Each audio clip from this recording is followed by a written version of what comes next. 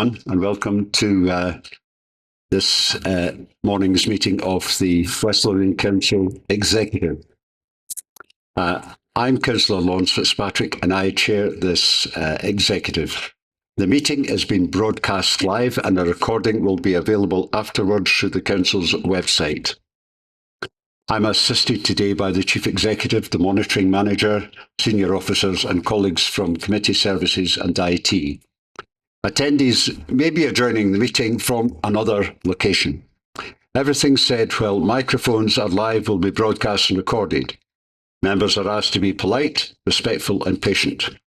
There is more information, including a privacy statement about meeting arrangements, on the Council's website. An agenda has been published showing the business for today's meeting. I will introduce each item. Usually a Council officer will speak briefly about the report before councillors ask questions, have a discussion, make any decisions which are required. Councillors may leave the meeting from time to time where they have declared interests that prevent them from taking part. In that case, there will be a pause, and they will be invited back in for the next item of business. If the meeting is a long one, it may be adjourned temporarily for a meal or comfort break, and I will say if that is going to happen. Do we have apologies for absence, please?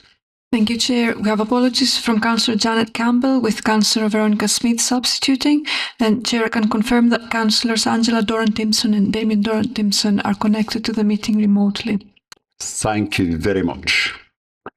The order of business. In terms of item 17, officers recommend this be taken in private as it concerns exempt information in terms of the relevant paragraph in Part 1 of Schedule 7A of the Local Government Scotland Acts 1973. Do members agree that should be taken in private? Everyone's nodding. Thank you very much. And there are 3 items for information, 13, 14 and 15.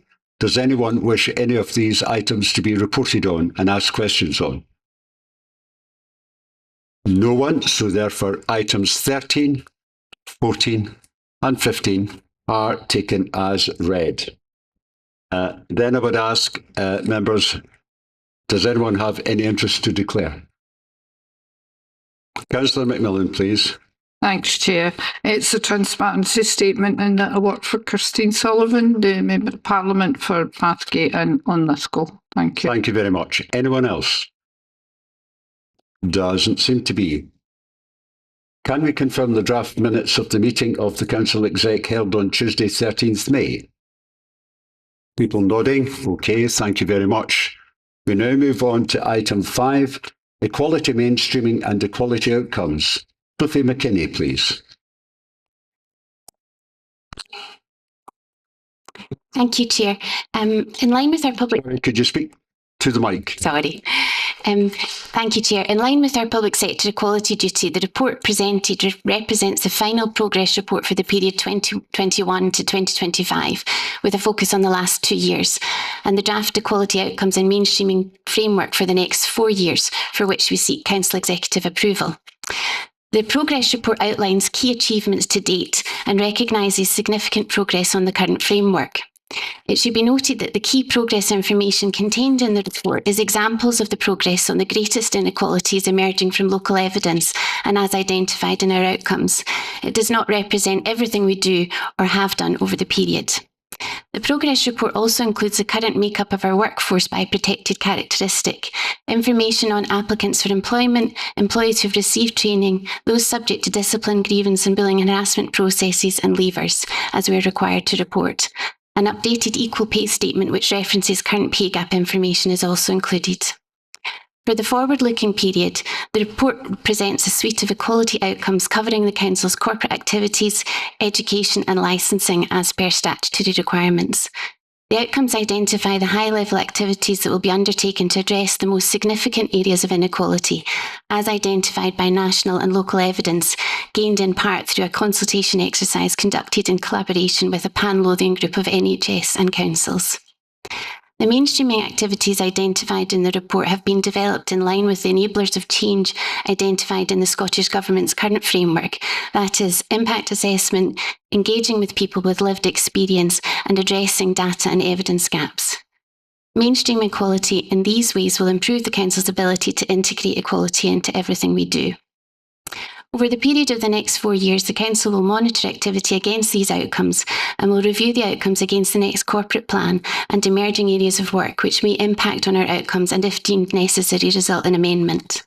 The emerging areas of work include a review of the public sector equality duty, the pending Equality and Human Rights Bill, and a proposed Scottish Government Equality and Human Rights mainstreaming strategy. Happy to take any questions. Thank you very much. Are there any questions from members? Councillor Patel, please.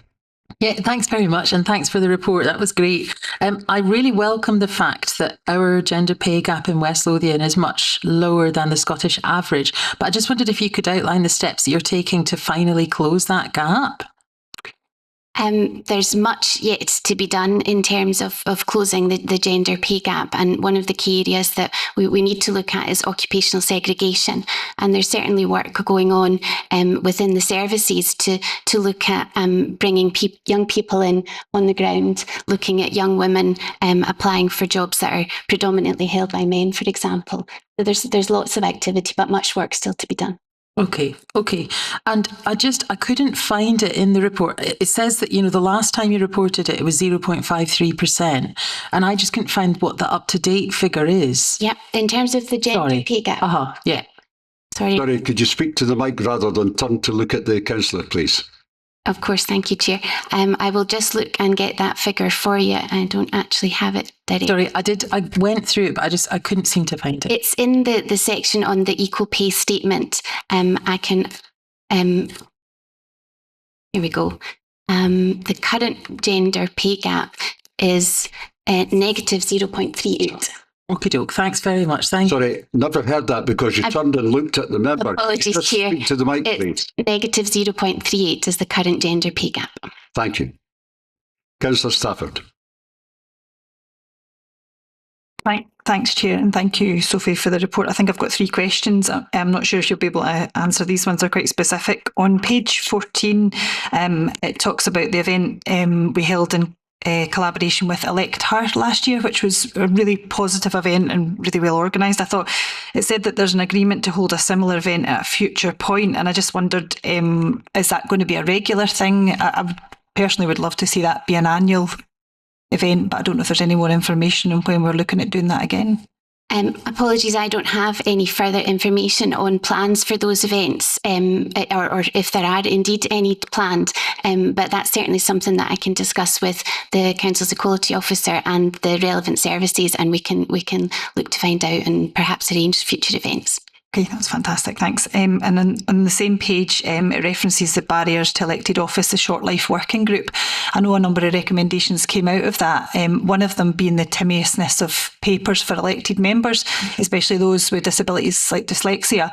I think last week was probably a case in point when we got the papers for the LDP2, which were 1,046 pages, but we had less than a week to look at that. And I just wondered, in terms of progress and working through those recommendations, is that something that we're looking at, especially the timiousness of papers?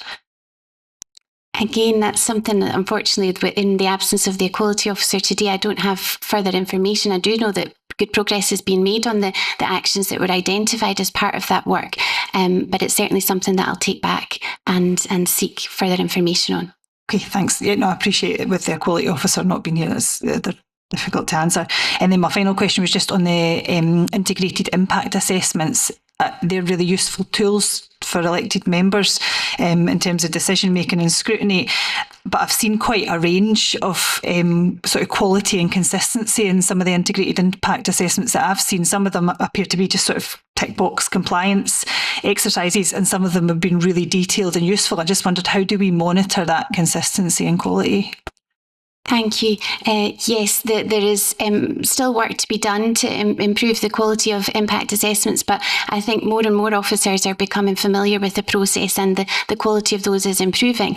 But there is currently an impact assessment implementation group that has been set up, and one of their activities will be to look at quality assurance. So they will be looking at samples of impact assessments that are prepared and assessing those, looking to improve the skills of officers that are preparing impact assessments, but they are also looking to improve the skills amongst officers and working with officers to continually improve that. That's great to hear. Thank you. Thank you, Councillor Orr. Thanks, Chair. Just a couple of questions on page 8, if that's okay. You're mentioning the unconscious bias e-learning model, which has only been promoted to assist managers with unconscious bias decision making. Are we looking at expanding this to all members of staff, which would be in line with a number of other local and civil service bodies where all staff go through it and not just managerial? Thank you, Chair.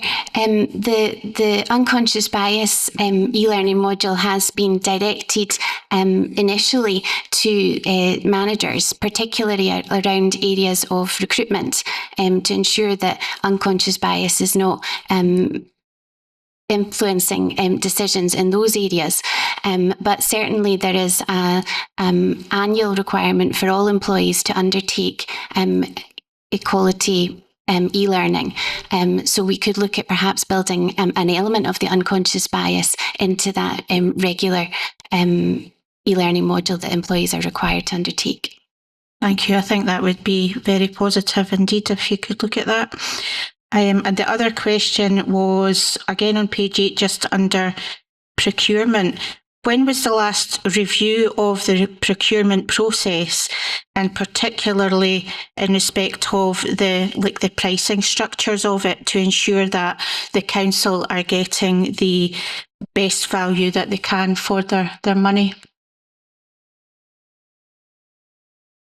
I think Leslie Henderson, please. Thank you, Chair. In terms of a review of procurement, we're currently looking at the Council standing orders in terms of procurement and the values that are attributed to those. So there will be a report coming to a future meeting of Council Executive on the standing orders.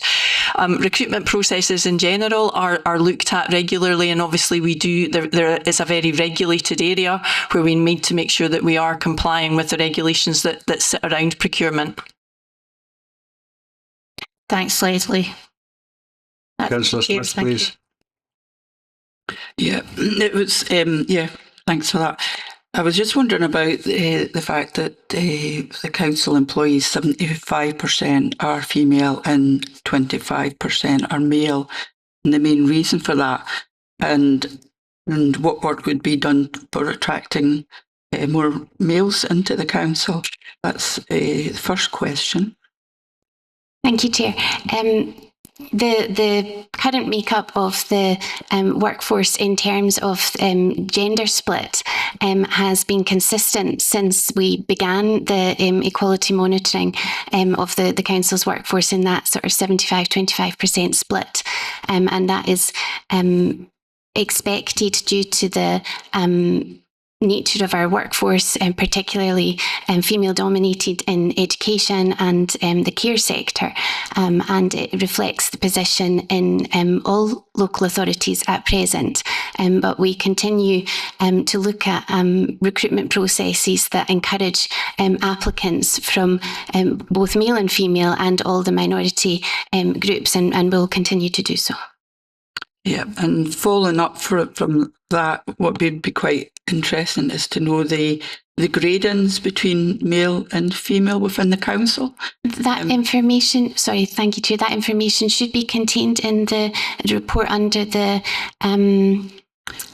equal pay statement and the occupational segregation. There's a grade split there. But it was just something that was simple to look at percentage at a certain grade. Okay, so you how many male females there is, what percentage are in this grade. That would give quite a lot of good information. Thank you, Chair. I think that information is represented, but perhaps we need to look at how it's represented to make that clearer. Yeah. Thank you very much. And just one last. Oh, sorry, of course. Yeah. It was just about the ages for recruitment.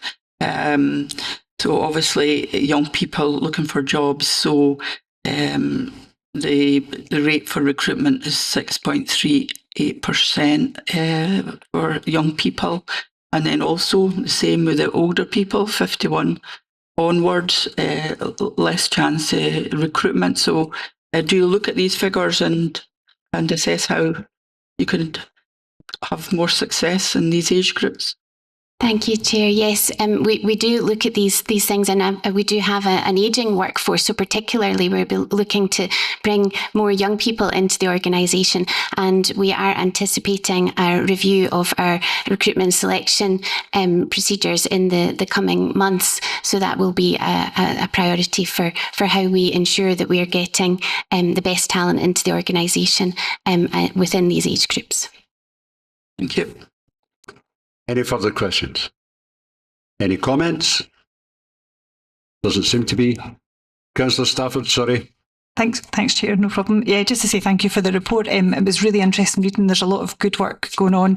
I think it's clear, probably for all elected members, discrimination and equality continues to impact on the quality of life and life chances of all of our constituents, with some really entrenched inequalities that are hard to tackle.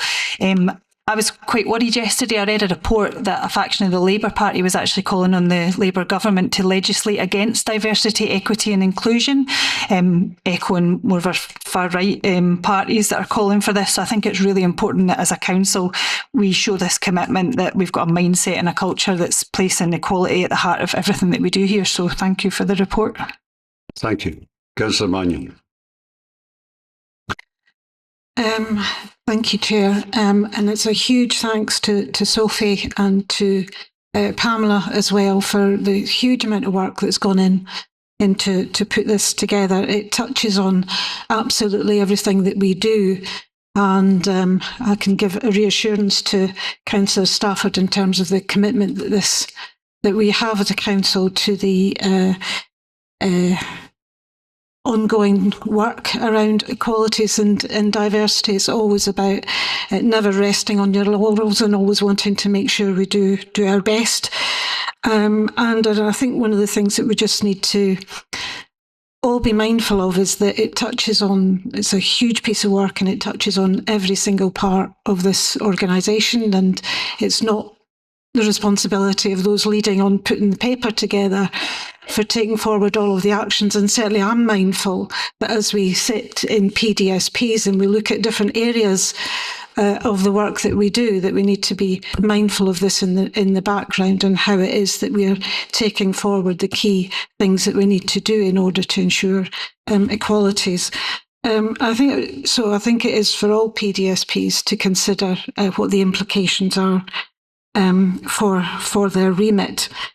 If I can just perhaps raise one particular point of interest in terms of page 4 of the report, which is on item 5, and it's 1.2 section. It's actually on the population, and it's just to highlight, and I think it is stark when we look at the changing nature of the population in West Lothian, and in particular it's the paragraph halfway down the page between 2018 and 2028. The number of people aged 75 and over in Scotland is predicted to increase by 25.4%, but in West Lothian, that number is 39.4. I think that we all need to give some consideration to that. These numbers don't just impact in terms of social policy and healthcare. It has an impact on our society, how we operate in West Lothian, looking at housing, employability. So I just think, again, it is a theme that needs to come through a number of our areas of work to ensure that we have an infrastructure that can take cognizance of that population, and ensuring that older people can also make significant contributions to the community, and not just considered in terms of any potential social care. So thank you. Thank you very much. Any other comments? Councillor Orr, please. Thanks, Chair. Again, I just wanted to thank Sophie and Pamela for the huge amount of work that's been done in this paper. It really is incredible, and it's very important information for every elected member to go through and take in. But what I wanted to do was to just make a particular mention to something that's mentioned on page 8, about halfway down the page, about a neurodiversity e-learning model that's been developed. And I just want to say how positive and pleased I was to see that, both because of the increase in recognised neurodiversity that we see in our communities, but also on a personal level. As the mother of a neurodiverse child, it's really, really welcome to see that, and hopefully it'll make a positive move towards the employment of so many incredible neurodiverse people that are out there in our communities. So thank you, ladies, for the work that you've done in that. Thank you very much. Any further comments? Doesn't seem to be. Agree with the recommendation? Thank you very much. We now move on to item 6, protection of vulnerable groups. Claire Wallace, please. Thank you, Chair. The purpose of the report is to inform the Committee of changes to the Protecting Vulnerable Groups scheme as a result of implementation of the Disclosure Scotland Act 2020 and its impacts on the PVG policy. Section D of the report detail the changes required by the Act. Arrangements have already been made to ensure compliance with the legal requirements of the scheme that were effective on the 1st of April. Fortunately, current arrangements we have in place have positioned us well for those changes, and because they already go beyond the current legislative requirements. As a result, only minor amendments are reflected in the reviewed policy.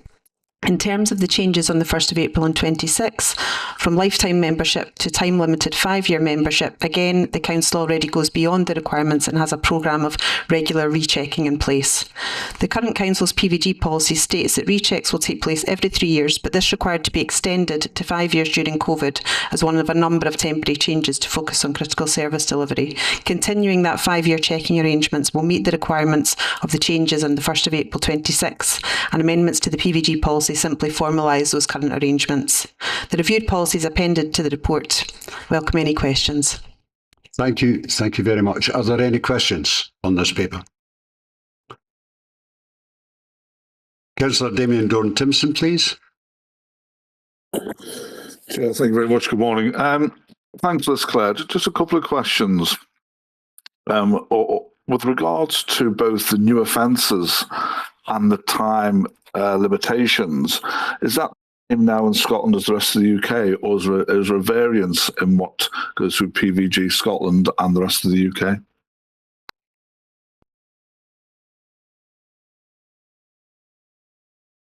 Apologies. My understanding is that we are aligned, however, our focus has been on the Disclosure Scotland Act. Quite right, as it must be. What I'm trying to get at, if it is a variance, how do you ensure that anyone moving from the rest of the UK to Scotland falls within the regulations that we have here? In terms of any recruitment to the organisation, it would now not be possible to appoint without having gone through the Disclosure Scotland required checks. So that would be robustly carried out in advance of anyone being able to work for the council. That's very clear. Thanks very much. Thank you indeed. Any further questions? Any comments? Councillor Orr, please. Thanks, Chair. Again, I just wanted to thank the team who have brought this report to the executive today. It's very, very detailed. It's an incredibly important piece of work to safeguard both the council and the people that we employ here. And it's really, really welcoming to see that we've been so proactive about it right from the very get-go. Thank you. Thank you very much. Anyone else? A comment? Doesn't seem to be happy to agree with the recommendation. Thank you very much.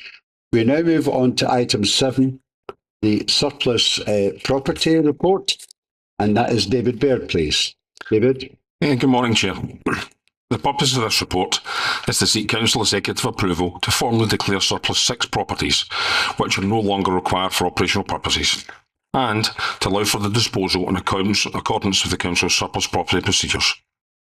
The properties in question are set out in section D3 of the report, and the further details and recommendations, along with plans showing the extent of the surplus properties, are noted in appendices 1 and 2. In summary, Chair, I therefore ask that the Council Executive approve the recommendations in section B of the report, and I am happy to answer any questions you may have.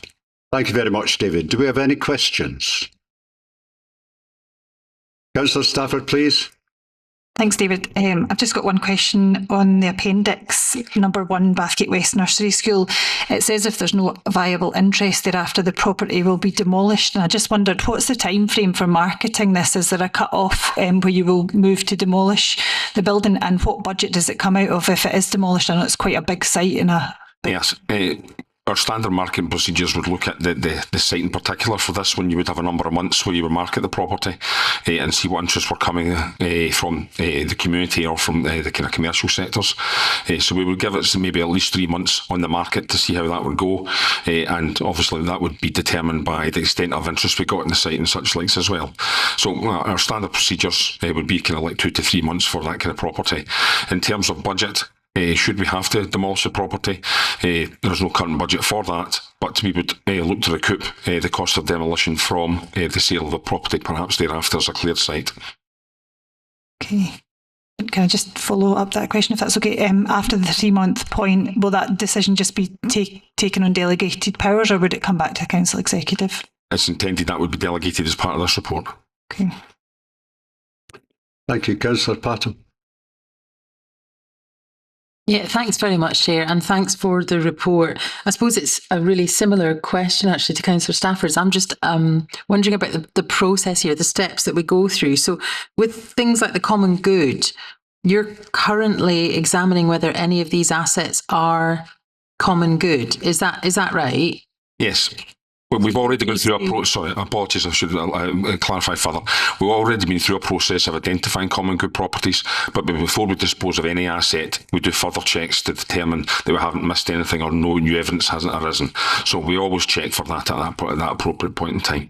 But do you need to wait and find out if it's common good before you go out to open market? Yes, we would. Yes, we will double check that all before we do. Because for any property, we have to check the title before we put it on the market. So yeah. Okay. And what kind of spec are you putting when you put it out to open market? Are you just saying disposal of land, or are you going to put, because I know when you went out for the Venel, for example, you didn't put anything at all and we didn't get any viable bids. Yeah, it depends on the property. Quite often in these circumstances, you're trying to expose the property or the land in question to the largest possible number of interests that may arise. So you don't want to be too prescriptive. Some circumstances you may have to be, depending on whether maybe, for instance, it was in a listed building or it was in a conservation area. So the circumstances will depend on the particular property you're marketing.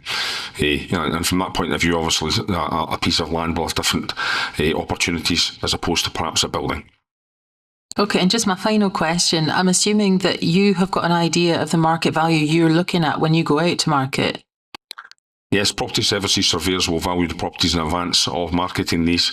We have access to all sorts of comparable evidence and we will base our appreciation on that. Obviously, we need to do that so we can judge any bids we may receive. Okay, thank you. Thank you. Any other questions? Councillor Orr? Thanks, Chair. I just wanted to ask a wee question. Again, it's on the appendix number 6. It's the Cemetery Lodge, Mains Road, Linlithgow. And I have to say I was quite bemused when I saw that on the list, just in terms of, I mean, I'm sure we have in the past, but have we sold or put up for sale property within a cemetery itself before? How viable is that for sale if it actually comes to that? Because it may be not everybody will relish the challenge of converting or building a house in a cemetery. Some might, but Yeah. it's just... The particular site here lends itself to marketing because it's at the periphery of the site and there's an access off of Mercer Terrace. So from that, or that's Mercer Terrace, isn't it? Yes. So from that point of view, Mains Road, apologies, is the one below. I was getting slightly confused. So from that point of view, not every circumstance would suit. As you'll see, there's other waiting rooms and such likes where we haven't recommended the disposal for marketing, simply because, as you say, that wouldn't be suitable and right in the middle of the cemetery. But as this is a periphery and we believe it can make a marketable opportunity, we have recommended that this one should be tested on the market just to test and see whether people do wish to bid for it. Okay, thanks for that, David. Appreciated. Thank you. Any other questions? Councillor Conn. Thank you. David, I'd previously made representations regarding the condition of the boundary wall at the Bowling Green Pavilion at Phillipston. Are we still confident that there is no works necessary there? I'm just concerned that you're saying that there's no budget for any demolitions, but equally, given what the representations had been previously made by residents, equally we are happy that the boundary wall is safe. Yeah. I'll have to come back to you on that one, Councillor Conn. I do apologise, I don't have that information to hand, but I'm happy to circulate that once I've caught up with my maintenance colleagues. We'll double check that. Obviously, if there's been representations made, we will have assessed that at that time. But rather than just give you that just now, I'll double check the information and revert to you if that's okay. Okay, thank you. Councillor Angela Dorn-Timpson, please. Thank you, Chair. Thank you, David. Just a little question for myself. So a few of my constituents have said that they knew nothing about any waiting rooms at cemetery at its appendix again, item 3 and item 4, so Uphall and Winchburgh. So my question is sort of what were these used? What were these used for in the past? So what did we use them for? Thank you. Yeah. My understanding is that these were constructed as waiting rooms a number of years ago, but have not been used for many years, and as a consequence, that's why perhaps people are not aware of them. But I think they've fallen out of use just for changing circumstances, perhaps, and that's why they're not used. And not, obviously, not everyone really necessarily wants to use these waiting rooms, perhaps in the current means of using cemeteries, I assume. Okay, thank you, David. And just to follow up on that, you're saying that they've not been used in a long time. That's correct, yeah. What? Sorry? Yes, they've not been used in a long time. That's our understanding. So what is the time scale on that? Because I mean, I know the waiting room at Uphall and in Winchburgh. Uphall certainly, because I thought that before someone was getting buried, flowers would go into this area. However, I may be wrong. So I'm just looking to find out, like, you know, a time scale of when these have not been used, because I do believe that when I was last at a funeral over at the Uphall Cemetery, and it was my auntie's funeral, I believe that flowers were placed. Maybe not inside that area, maybe at the outside the area, waiting for everyone to come along to the grave. However, I just wanted to know what kind of time scale that was. Yeah. If you could ask Graham Struthers to come in, please. Milt. Thank you, Chair. I don't have the dates to Councillor's question, but I can check with the Next and Land Manager and will provide an update to all committee members regarding the last dates of use of both of the waiting rooms. Thank you. That would be great. Thank you very much for that, Graham, and thank you, David. Thank you. Okay, any further questions? Any comments? Doesn't seem to be. Can we agree the recommendation? Thank you very much. And we now move on to item 8, St Kentigern's Academy, Blackburn construction update. And again, that is David Baird. Good morning again, Chair. The purpose of this report is to ask the Council Executive to approve delegated authority to the Head of Finance and Property Services. This is to conclude the final legal agreements in relation to the construction of replacement facilities as in Kentigern's Academy in accordance with the terms of the support. As members will recall, the Council has been progressing with the replacement of the rack elements of St Kentigern's since substantial elements of the school, amounting to approximately 60% of the accommodation, had to close in 2023. I am now able to report that the completion date for the project has now advanced from summer to springtime in 2026, and that, in spite of very challenging circumstances, that the project will be delivered within the overall project budget of £35 million. This has been made possible by the excellent teamwork from both property and education colleagues alongside our construction partners. Also, as noted in D3 of the report, the main construction element of this project will be delivered for a final fixed price of £28 million for the replacement accommodation, and it is this element which is due to finally complete legally. In summary, Council Executive is asked to approve delegated authority to the Head of Finance and Property Services to conclude the final legal agreements to document the fixed price contract to deliver replacement accommodation for a price of £28 million, and to note the other matters set out in Section B of the report. Chair, I'm happy to answer any questions. Thank you very much, David. Are there any questions? Councillor Damien Doran-Timpson, please. David, thank you for this report. With regards to recommendation 4, I think everyone's probably aware, because they certainly weren't slow in putting it onto social media, that SNP ministers have visited the school to look at the condition of the school and funding. What is the latest update we have with regards to the Scottish Government providing funding for this? We have no guarantees of any funding at this time. Could I ask Elaine Cook, please, to come in and give some further update? Yes, thank you, Chair. Since the meeting with the Cabinet Secretary, we've had no additional funding support either offered or any further correspondence regarding the matter on that at the moment.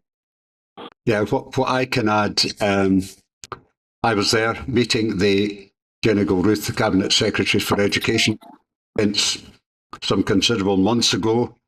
She walked through the building, understood anything, and seemed very, very supportive and empathetic. And we did ask, and she said she would go away and think about it, but very supportive.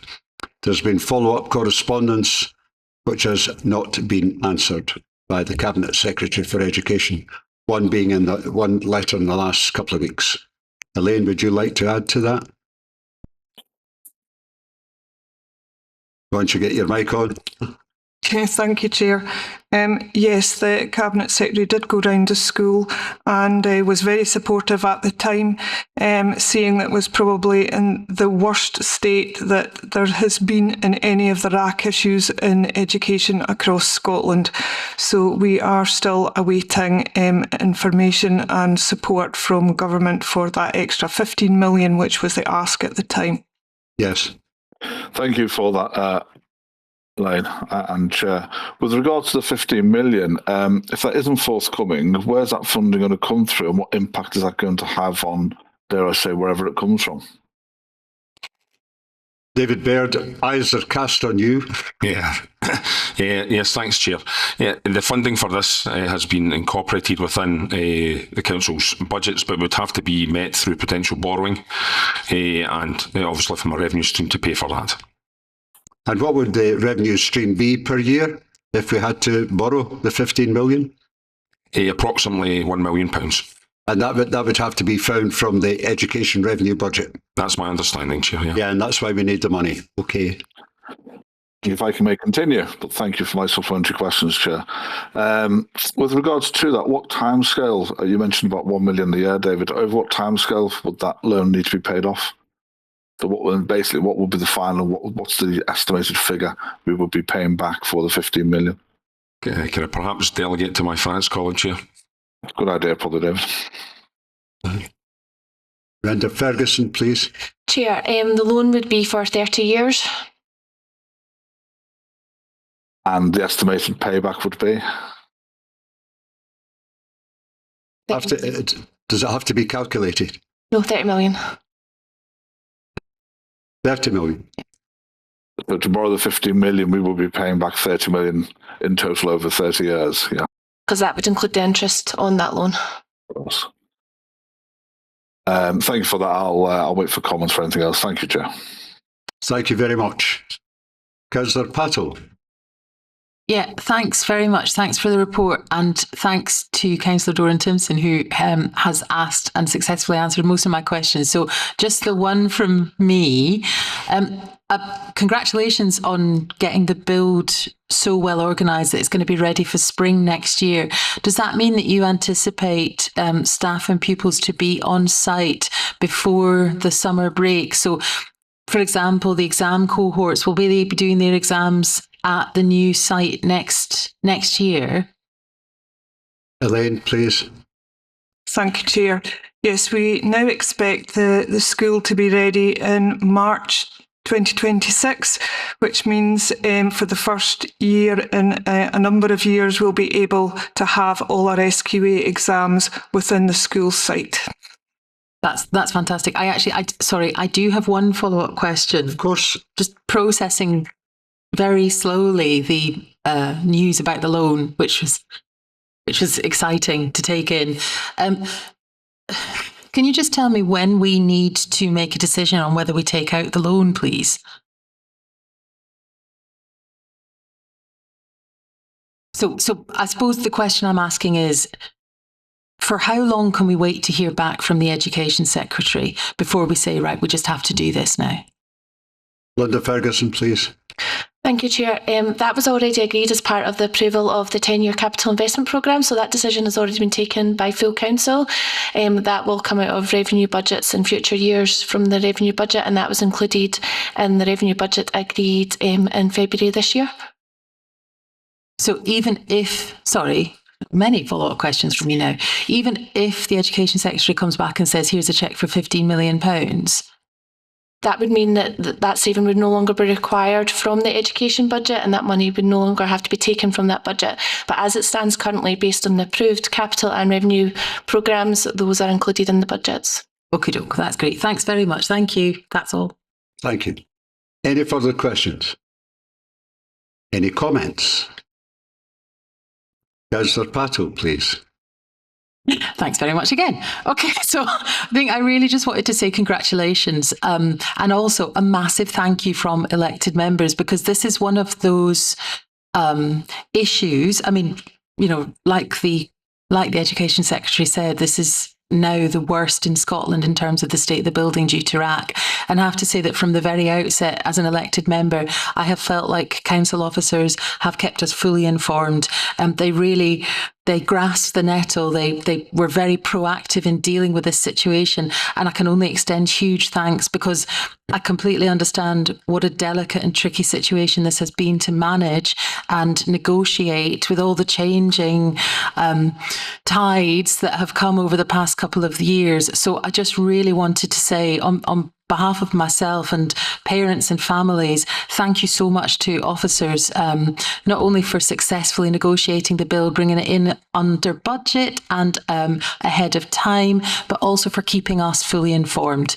And fingers crossed that we get some money from the Scottish Government. That'd be great. Thank you. Thank you very much. Councillor Stafford, please. Thanks, Chair. Yeah, I just echo Councillor Patel there on how welcome it is to hear that on the improved timescales. I think a big thanks go to staff and students who have borne this really admirably. It's been such a lot of upheaval for them, but it's really good to see that an end's in sight, and thank you to the council officers who have been so proactive on it. Just for context, when we're talking about loans and Scottish Government funding, last year or this year we're predicted to pay 18.6 million in PFI costs for the failed labour programme. So had we not had to pay them, I think we'd be in a much better position. Any further comments? Councillor Logue, please. Thank you, Chair. I think it's astounding that the Scottish Government don't even answer the letters. Do they just hide it under a chair in their wee office and don't answer it?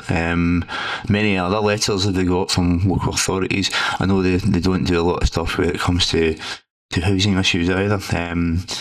I just find it's that they're not fit for purpose, and people are thinking that if that's the Scottish Government for you, I think independence will be in the tube. But I hope that any MSP selected for this area will fight tooth and nail for have that money that well needed. Like 30 million interest is absolutely astounding. A £50 million loan.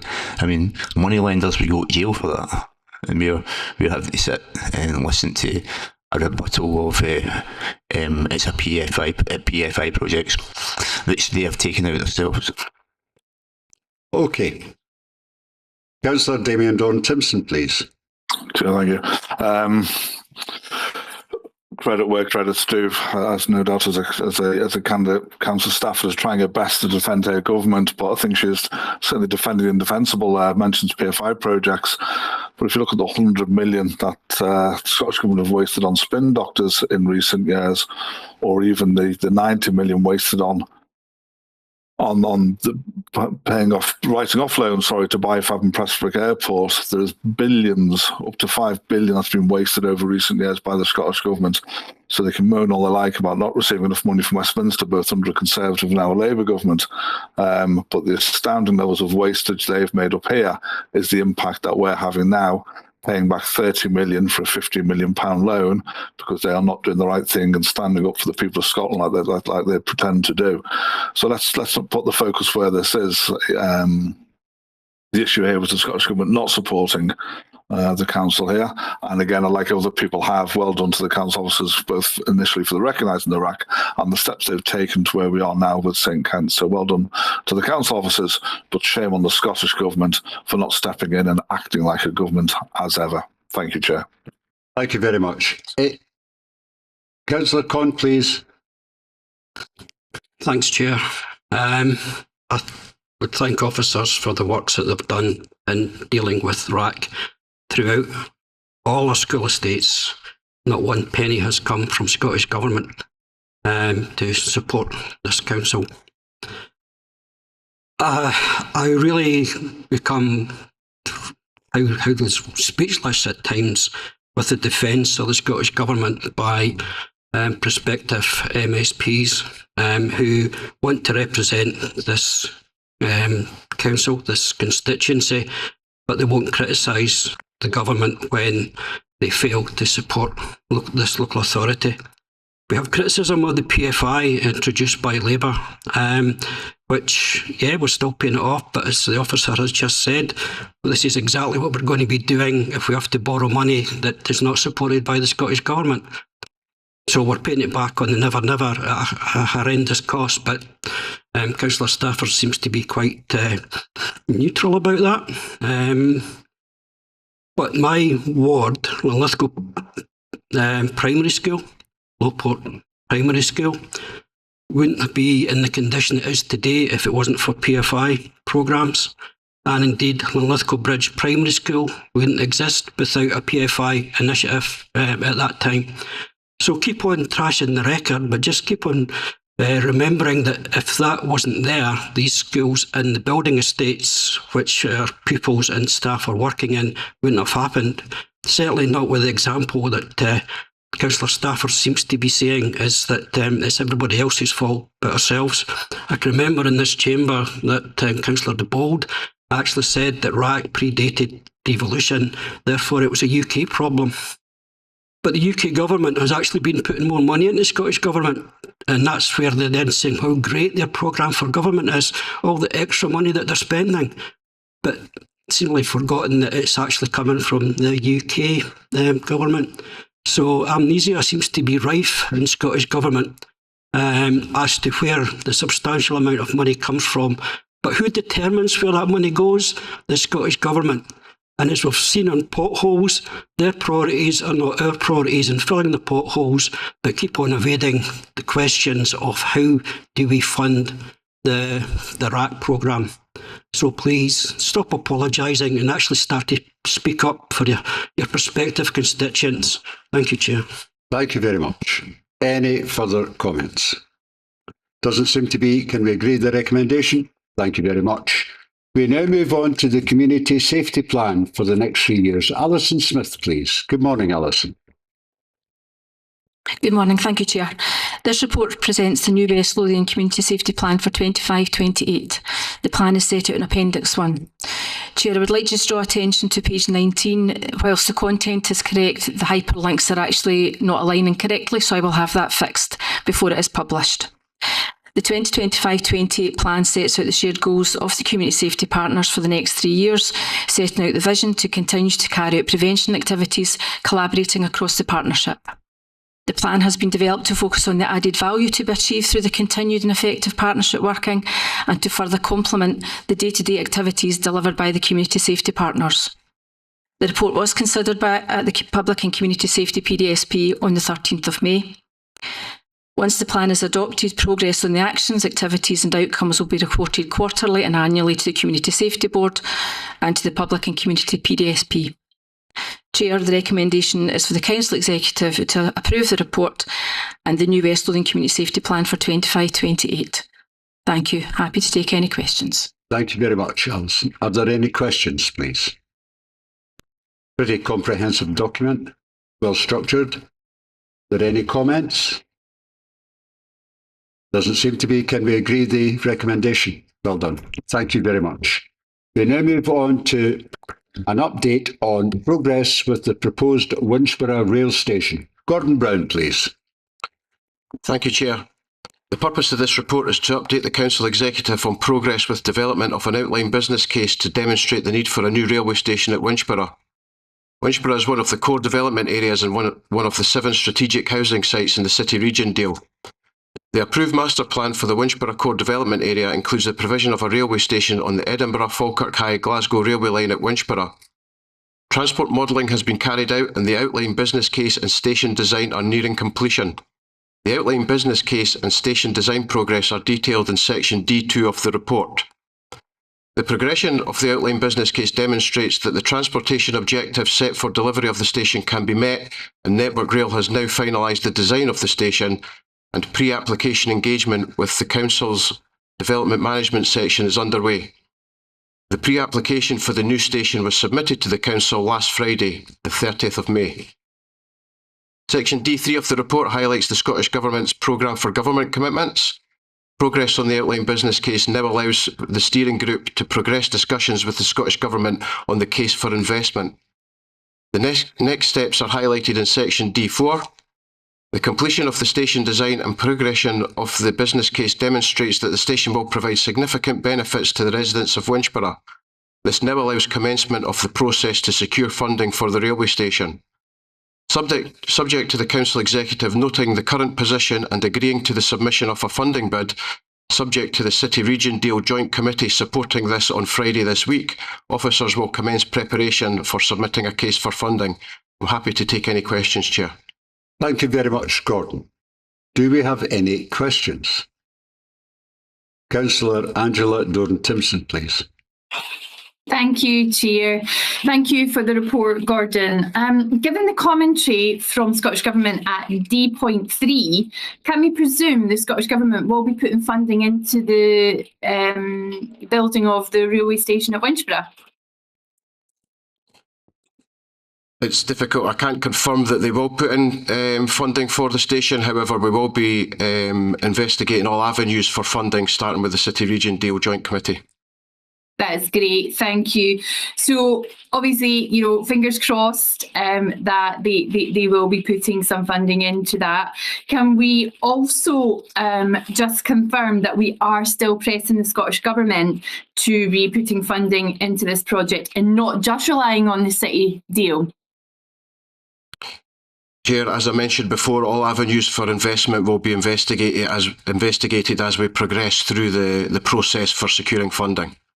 Okay. Now, I know you've said that a couple of times to me. So my next question, all right, I think it's going to be the same answer from you. However, it's not in the paper. So I'm looking to get some kind of answer from yourself. If funding, and I have asked this question before, if funding from City Deal falls through, all right, and I know that you're saying that you're looking at other funding measures. So I'd like you maybe to explain that. What is our plan B? Because I know that I asked that before and we don't seem to have a plan B in the paper. Thanks, Gordon. Chair, as I've mentioned, I'm not prepared to clarify because I don't understand the reason the funding that will be happening. However, I can say that there is no plan B. We will go through the process for securing funding in the appropriate manner using the appropriate funding mechanisms. But I cannot confirm and I will not confirm if that is or is not going to happen. We have to go through that process first. Yeah, no, okay, Gordon, I'm not sure if you understand what I'm asking, all right? So I'll say it again. If the funding from the City Deal falls through, surely the council have a plan B. You're saying to me they don't have a plan B. We don't have any other measures to look at any other funding streams coming in from anywhere else. Is that what you're saying? So we have all our eggs in the basket for the City Deal at the moment. Is that correct? That's correct. Right. Thank you, Gordon. Councillor Patel. Yeah, thanks very much. Thanks for the update on this. I was looking at D.4, which is next steps, and it says, with the imminent completion of the outline business case, how imminent? Do you have a date? I'm assuming it's going to be by Friday, if that is when the City Region Deal are meeting. And if that is the case, are you able to circulate at least to the members of the executive so we can see the outline business plan that we've been waiting for, is it 10 months now? I think it's 10 months. The outline business case, Chair, will not be ready for Friday. We'll be going to the City Region Deal to move the process forward. But once the outline business case is completed, it will be shared. So is that going to be before recess? Is that what imminent means? Imminent, lots of things. Imminent, Chair, will be within the next 2 to 3 months. 2 to 3 months? The final odds ends will be tied together, but it should be the next 2 to 3 months. That's as far as I can conclude. Okay, so that will be a year. Right, thank you. Councillor Stafford, please. Thanks, Chair. Thanks, Gordon.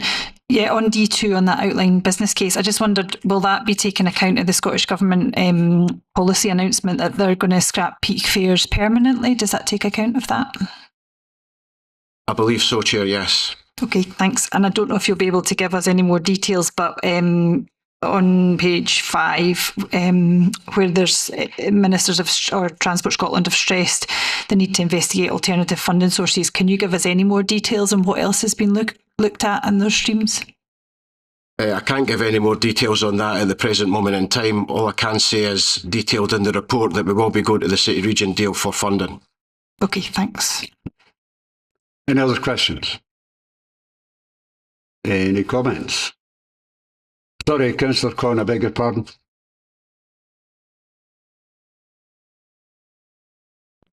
Thanks, Chair.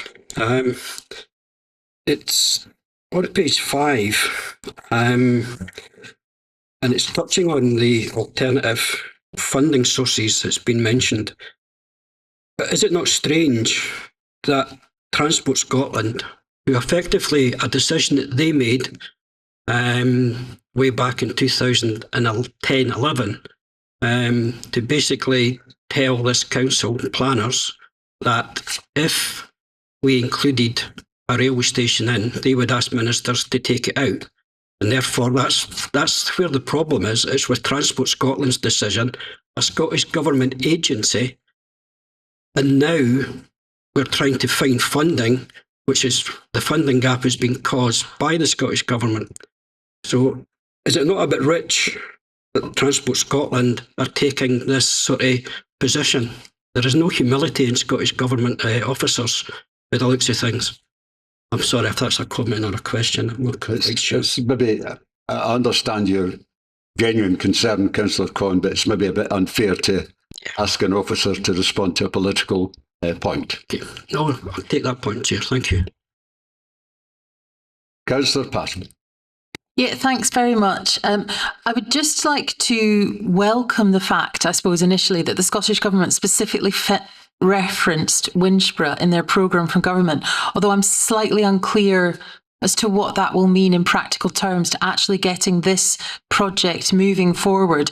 And I do welcome all the work that has been undertaken collaboratively between key stakeholders since last September. But I have to say that this still feels like we are moving through treacle. I would also very much like it to be recognised by officers and other key stakeholders that the longer this goes on and drags on, the greater the negative impact it is having on my ward of Linlithgow because of all the commuters that come in to use the train station and then park antisocially across the town to do so. So it would be good if that could be recognised by officers going forward. Thanks very much. Thank you. Councillor Con, again. Thanks, Chair. We're on comments this time. Yes. It is regarding the programme for government by the Scottish Government, and specifically page 39, and Councillor Pattle alluded to it. But if I can just quote the bullet point in that document, considering the outcomes of local and regional proposals for new stations on Scotland's railway network, for example, at Newborough and Winchburgh, including assessing the case for investment, alignment with our rail investment strategy, public value on contribution to government priorities. I would take from that statement, given it's a political document by the government, that there needs to be public money invested directly by Scottish Government in Winchburgh and Newborough if that's required. They cannot continually suggest it's other people who need to find the money, not other organisations. This was a private railway station that was going to be built. The private money by the developer. We are now in a situation where, because of a decision by a public body, a Scottish Government agency, we are now trying to find money to get that station built. I find it absolutely bizarre that the information that's on page 5 regarding the letter to Fiona Hislop, MSP, Cabinet Secretary for Roads, who's recused herself, put up this letter from Jim Fairley, MSP, on her Facebook page, clearly implying that it's this council, because we are now agreed to be the co-promoter to find the money, the balance to get this investment done. This is an abdication of responsibility by the Scottish Government. And if they don't want to take responsibility for it, they shouldn't put it in Programme for Government 2025-26. The responsibility we've taken on board as being co-promoter is to ensure that this station is built for the residents of Winchburgh and for the wider benefit of residents in Linlithgow. But Scottish Government need to stop ducking and diving and actually put their money where their mouth is. And this is talking about real investment strategy. If all it is words and it's not backed up with cash, stop speaking, because it's not helping this situation. We need a railway station built and passengers, commuters using it.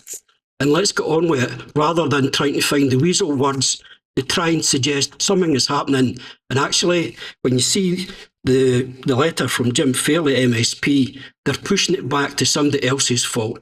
The buck stops at Scottish Government, and it's time they stood up and took that responsibility, and it's time that their local elected representative said exactly the same. Thank you. Thank you very much. Any further comments? Councillor Angela Doran-Timpson again, please. Thank you, Chair.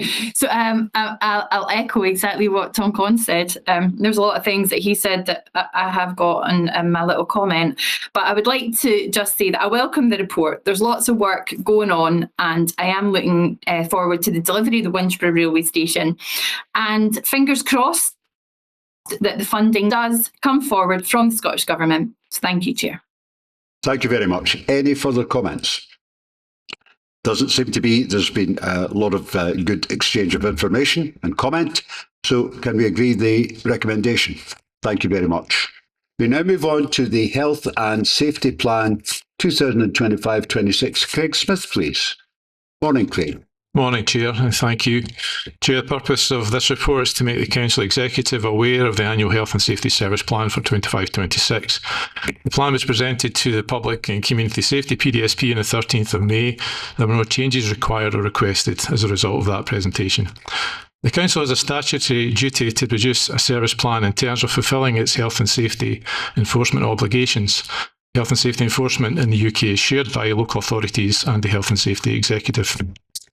The key objectives of enforcement are about preventing accidents, injuries and ill health, which have significant human and financial costs. The service plan sets out the prioritised and focused approach the service takes. Due to other demands and priorities for the service, there's been an impact on the amount of health and safety interventions the service can carry out. However, better staffing resource will hopefully improve that position going forward. Chair, the recommendation is set out in Section B of the report for the Council Executive to note and approve the plan for 25-26. Happy to take any questions. Thank you very much, Craig. Are there any questions? A lot of work going into this. Excellent work. Any questions? Doesn't seem to be any comments. Doesn't seem to be. Let's hope we all keep healthy and safe. Do we agree with the recommendation? Thank you very much. Item 12 is the Food Service Plan, 25-26. Again, Craig, thank you. Thank you again, Chair. In a very similar vein, the purpose of this report is to make Council Executive aware of the annual Food Service Plan for 25-26. Again, this plan was presented to the Public and Community Safety PDSP on the 13th of May and no changes were requested or required. This plan sets out how the service will deliver statutory duties in terms of food safety, official control obligations, alongside other public health duties for water quality and infectious disease control. Food safety is a high priority concern for the service. Performance has been positive in a number of aspects of service delivery. However, there is a significant backlog of inspections to be addressed. However, again, the improved staffing position we currently find ourselves in will hopefully address this going forward. Again, the recommendation is set out in Section B for the Executive to note and approve the plan. Happy to take any questions. Thank you very much again. Significant amount of work, and can I say that the charts that you have provided are so informative and helpful. Are there any questions? Councillor Patel. Yes, thanks very much, and thank you for this report. I've just it was really, really interesting. And then I just had a question on page 7 of the actual report. West Lothian has the lowest cost per 1,000 population for environmental health. The Scottish average is £15,518 and West Lothian is £7,546. I don't mean to laugh. I don't know whether to be alarmed or like incredibly impressed by that. How do you manage to do it so much more cheaply? And if it is like because you're amazingly effective and efficient, are you sharing best practice with other local authorities? Thank you, Chair. I'm not sure how best to answer that question. We say resources. I think to put some context to it, I think that financial indicator includes quite a wide range of environmental health related subject matters that will vary between different local authorities. I think the indicator also includes costs for public conveniences, which are not part of the service delivery and environmental health and training standards. It's just a nationally accepted indicator from a financial point of view.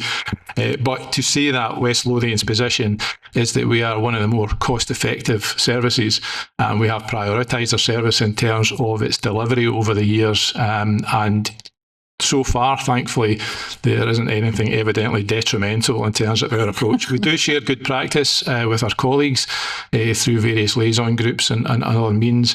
And as I say, we do what we do to the best of our abilities in West Lothian, and I think we take the appropriate approach in the circumstances we find ourselves. In that case, I'll say congratulations. Councillor Smith, please. I was actually going to ask the same question because I'd wondered, it said that you've got virtually the recommended amount of full-time equivalent posts within the work. So again, I had wondered how you were able to deliver it at half of the other local councils, but you've answered. You also mentioned about a backlog of inspections going forward. I just wondered about your inspection regime. Is that on direction or is it developed within the council? Is the inspection regime similar to other councils or? Thank you, Chair. Yes, the inspection programme is established through the Food Law Code of Practice, which all Scottish local authorities will follow. So all Scottish local authorities follow the same scheme for inspection.